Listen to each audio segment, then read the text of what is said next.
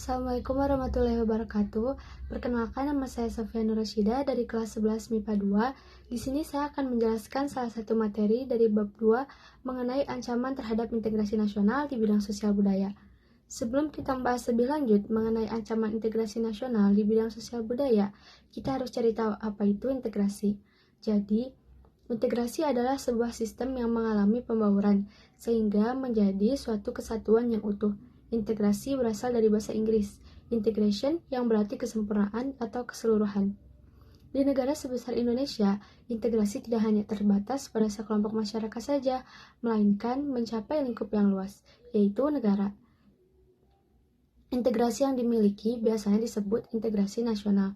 Pengertian integrasi nasional adalah usaha dan proses mempersatukan perbedaan-perbedaan yang ada pada suatu negara, sehingga terciptanya keselarasian dan keselarasan secara nasional.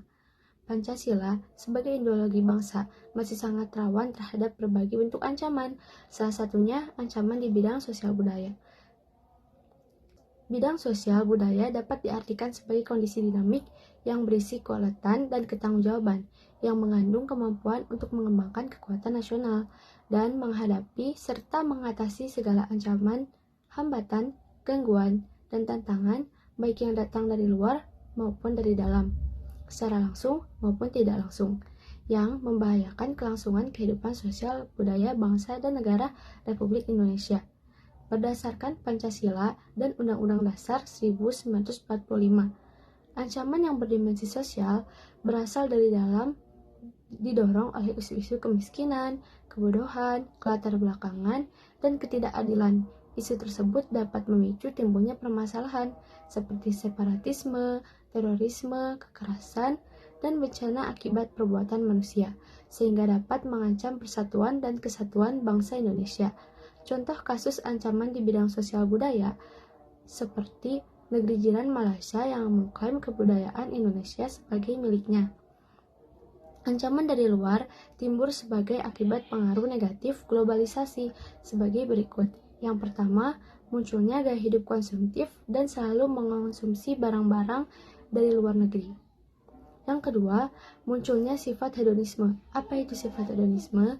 Sifat hedonisme yaitu kenikmatan pribadi dianggap sebagai suatu nilai tertinggi. Hal ini membuat manusia suka memaksakan diri untuk mencapai kepuasan dan kenikmatan pribadi tersebut, meskipun harus melanggar norma-norma yang berlaku di masyarakat, seperti mabuk-mabukan, pergaulan bebas, foya-foya, dan sebagainya. Yang ketiga, adanya sikap individualisme, yaitu sikap selalu mementingkan diri sendiri, serta memandang orang lain itu tidak ada dan tidak bermakna.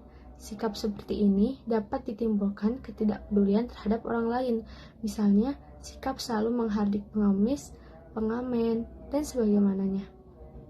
Yang keempat, munculnya gejala westernisasi, yaitu gaya hidup yang selalu berorientasi kepada budaya barat tanpa diseleksi dahulu, seperti meniru model pakaian yang biasanya dipakai orang-orang barat yang sebenarnya bertentangan dengan nilai dan norma-norma yang berlaku di Indonesia, seperti memakai rok mini, memakai anting-anting, dan sebagainya. Yang kelima, semakin memudarnya semangat gotong royong, solidaritas, kepedulian, dan ketidakkawanan sosial. Yang keenam, kini lunturnya nilai-nilai keagamaan dalam kehidupan bermasyarakat. Sekian yang dapat saya sampaikan. Mohon maaf apabila masih banyak kesalahan. Wabillahi taufiq wal hidayah. Wassalamualaikum warahmatullahi wabarakatuh.